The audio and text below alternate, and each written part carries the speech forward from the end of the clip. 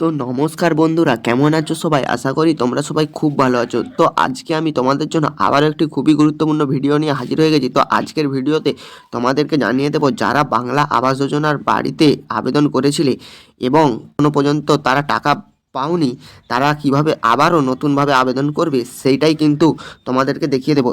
এবং সেটি কিন্তু বাড়িতে বসেই তোমরা অনলাইনের মাধ্যমে কিভাবে আবেদন করবে সেটাই কিন্তু আজকের ভিডিওতে জানিয়ে দেবো। তো বেশি কথা না বলে চলো ভিডিওটা শুরু করা যাক। তো ভিডিও শুরুর পূর্বে তোমাদের কাছে আমার একটি অনুরোধ, যদি ভিডিওটা একটু হলেও ভালো লেগে থাকে অবশ্যই একটি লাইক করবে এবং চ্যানেলে নতুনবার এসে থাকলে চ্যানেলটিকে অবশ্যই সাবস্ক্রাইব করে পাশে থাকা নোটিফিকেশন বেল আইকনটি প্রেস করে রাখবে, যাতে এরকমই নিত্য নতুন গুরুত্বপূর্ণ আপডেট সবার আগে তোমাদের কাছে পৌঁছে যায়। আর যারা অলরেডি সাবস্ক্রাইব করে রেখেছো তাদেরকে জানাই অসংখ্য ধন্যবাদ। তো চলো তোমাদেরকে দেখিয়ে দিচ্ছি। তো দেখতেই পাচ্ছ এখানে কি বলা রয়েছে, আবাস যোজনা অনলাইন অ্যাপ্লিকেশন। সরকার আমজনতার জন্য বিভিন্ন কল্যাণমূলক প্রকল্প চালু করেছে, যার মধ্যে উল্লেখযোগ্য হলো প্রধানমন্ত্রী আবাস যোজনা। এই প্রকল্পের আওতায় বহু মানুষ ইতিমধ্যে মাথা গোঁজার ঠাঁই পেয়েছেন। তবে এতদিন ধরে বাড়ির জন্য আবেদন করার পুরো প্রক্রিয়াই চলছিল অফলাইনে, যা ছিল বেশ ঝামেলার। তোমরা কিন্তু বুঝতেই পারলে, অফলাইনে এই আবাস যোজনা আবেদন করা ছিল কিন্তু বেশ ঝামেলার। কিন্তু এবারে তোমরা কিন্তু বাড়িতে বসেই কোনো ঝামেলা ছাড়াই অনলাইনে আবেদন করতে পারবে। তো কিভাবে সেটি আবেদন করবে দেখিয়ে দিচ্ছি। এবারে দেখো, কিন্তু সেই দিনের অবসান হতে চলেছে, কারণ এই বাড়ির থেকে বসেই আবেদন করা যাবে আওয়াজ প্লাস নামক একটি নতুন অ্যাপের মাধ্যমে এই কাজ সম্পন্ন করা যাবে। অর্থাৎ তোমরা কিন্তু বুঝতে পারলে, একটি নতুন যে অ্যাপটি লঞ্চ করা হয়েছে, যার দ্বারা তোমরা বাড়িতে বসেই অ্যাপ্লাই করতে পারবে, সেই অ্যাপটির নাম দেখতে পাচ্ছ আওয়াজ প্লাস। এই অ্যাপটি কিভাবে ডাউনলোড করবে, কিভাবে কাজ করবে, সব তোমাদেরকে স্টেপ বাই স্টেপ জানিয়ে দিচ্ছি। তো প্রথমে দেখতে পাচ্ছ আবাস যোজনা অনলাইন অ্যাপ্লিকেশন। তো কিভাবে ব্যবহার করবে আওয়াজ প্লাস অ্যাপটি? এই অ্যাপটি গুগল প্লে স্টোর থেকে ডাউনলোড করতে হবে। প্রথমে আপনার মোবাইলে গুগল প্লে স্টোর খুলতে হবে, তারপরে সার্চ বারে গিয়ে আওয়াজ প্লাস লিখে সার্চ করতে হবে।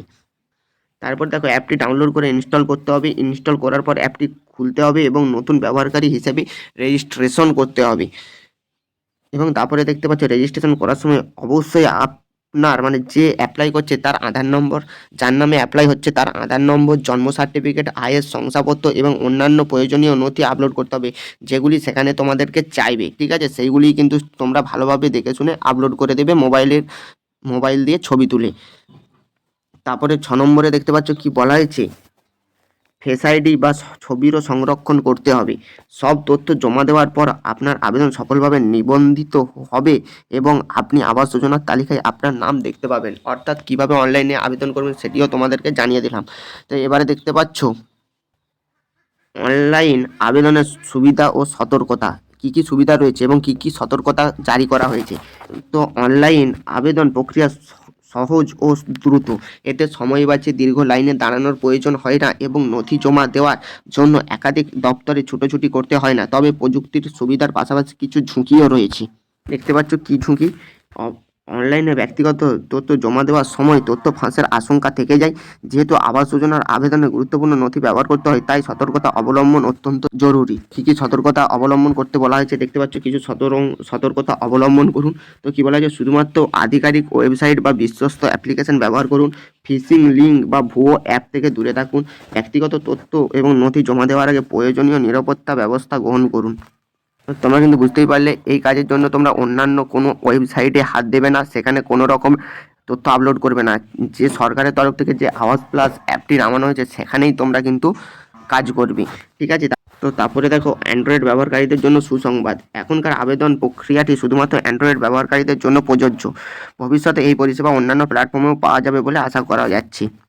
এখানে কি বলা হয়েছে, সরকারের এই উদ্যোগ সাধারণ মানুষের জন্য অত্যন্ত সুবিধাজনক। প্রযুক্তির সাহায্যে গ্রামীণ এবং শহরের অঞ্চলের মানুষও এখন সরকারি সুবিধার অংশীদারি হতে পারে।